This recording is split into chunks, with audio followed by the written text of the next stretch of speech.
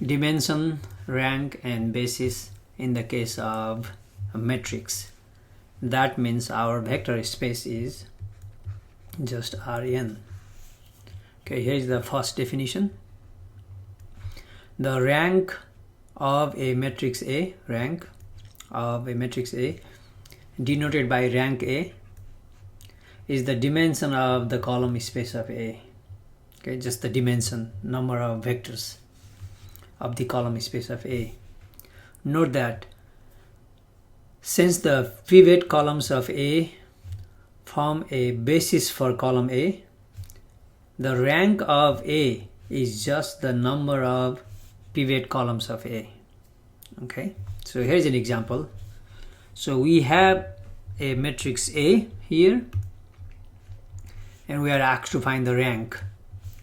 So all we do is just reduce this to echelon form. Okay, just reduce to echelon form. Then you can see, so we got pivot here in this column, pivot here. So this is not a pivot because this is already a pivot. So here is a pivot.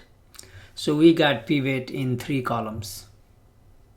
Okay, so the rank A is just the number of pivot columns in A. So the rank of this matrix is just 3 because we have 3 pivot columns. That's it. So the next is the rank theorem.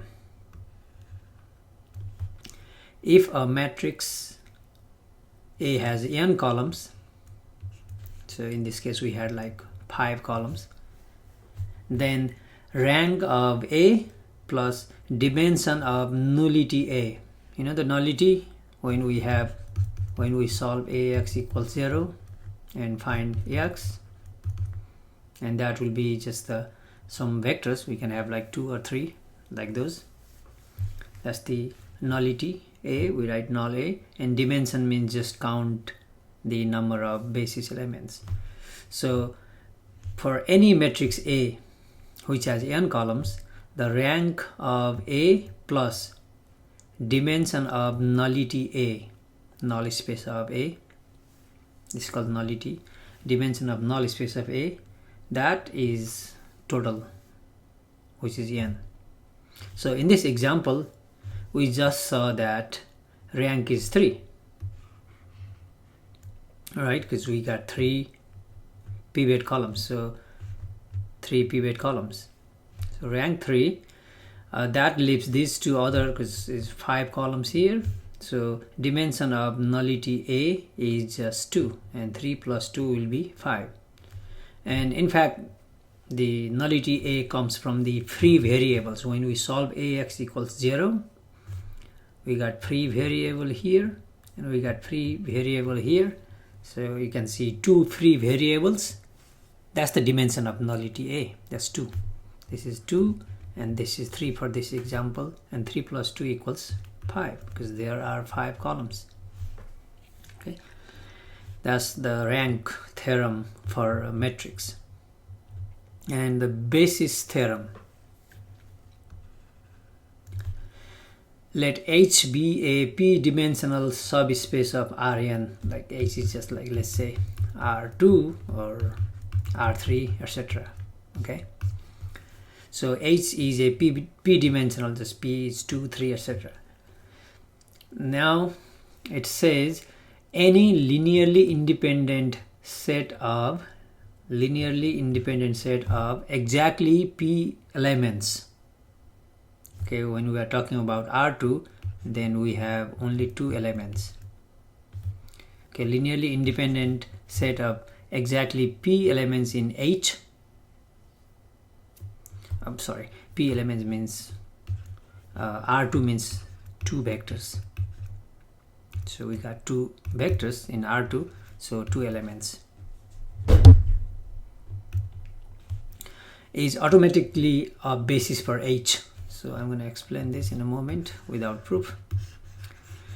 Also, other way around, if any set of p elements of H that spans H is automatically a basis for H. So suppose I have R3 and I got 3 vectors, because 3 means 93 vectors. So I'm just extracting the vectors from this matrix, because I know I got 3 pivots, but I want to just take 3, 2, 4, 6,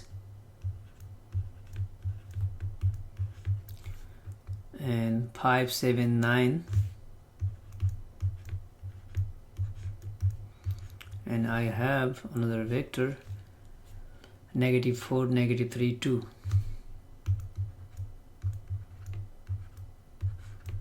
So I have R3, so P is 3. I have P elements, okay, and these 3 vectors are linearly independent, because if you do the row reduction like this, you're gonna end up getting pivots. Okay, just believe me for now. We know that there are 3 vectors and they are coming from R3, because we got 3 components, 3 vectors, and we know that they are linearly independent. That means these vectors form a basis for R3. So this one, if I put in terms of this, is a basis. So there will be infinitely many, by the way, is a basis for R3. Because for a basis, to check whether this collection is a basis, we are supposed to check 2 things. Are they linearly independent? Do they span R3 or any vector in R3? Can we write any vector in R3 as a linear combination of these 3 vectors? But since it's R3 and we have 3 vectors, we don't have to check the second. As long as they are linearly independent, they form a basis for R3. Okay, so we got 3 vectors, R3, 3 vectors, linearly independent. That's enough for a basis. In the same way, backward, suppose I got 3 vectors, 1, 0, 0, 0, 3, 0, 0, 0, 5. Let's say I got 3 vectors. I'm just trying to get this second part. Okay, I got 3 vectors, and I know that these 3 vectors span R3. Okay, note that these 3 vectors span H. I'm taking R3. That means what I'm saying here is any vector in R3 can be written as a linear combination of these 3 vectors. So I know that part, because 1, 0, 0, 0, 3, 0, 0, 0, 5. That means, because we got exactly 3 elements and they span R3, that means they form a basis. So this implies this set 1, 0, 0, 0, 3, 0, 0, 0, 5 is a basis for H, which is R3. Okay, so now you got 2 options from this basis theorem.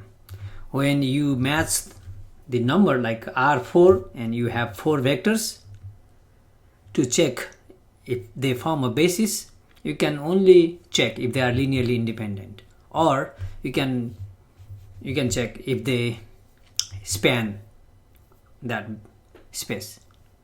Okay, we'll just check examples.